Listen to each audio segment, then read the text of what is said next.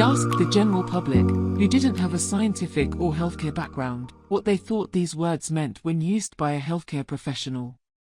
Many people gave multiple answers. The word acute is often used in the NHS to mean a short-term illness or injury. 3% of respondents said they didn't know what acute meant. However, only 16% understood acute to mean short-term. A lot of people understood it to mean serious, severe, painful, or developing suddenly. Although, a number of other definitions were given. It is worth noting that some people felt strongly that it did not mean short-term. The word chronic is used in the NHS to mean a long-term physical health condition. No respondents said they didn't know what this meant. However, only 49% of the general public understood chronic to mean long-term, the medical definition. 30% thought it meant severe or extreme, 14% thought it meant serious or critical. Some people specifically referred to it coming and going, whilst others referred to it being there all of the time, or constant.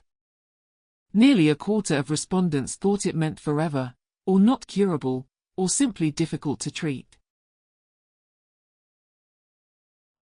Morbidity is used to mean an illness or disease.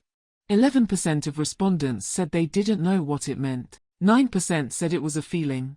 A proportion of respondents did think the term morbidity has something to do with illness. However, the most popular response is related to death.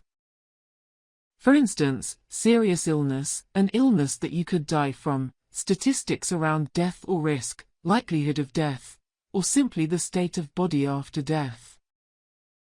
Even when we put these words into the context of a sentence, people's understanding varied. It is worth noting that when we ask people from a healthcare or scientific background what they thought the words meant, some of their definitions were even more varied than the general public's. When we replaced the words acute, chronic, and morbidity in a sentence, a high percentage of the general public felt that the sentence was clearer than before. Some respondents talked about how the replaced terms were less frightening, serious, or dramatic. They felt less negative or extreme, and felt that they would be easier to deal with mentally than the original medical terms.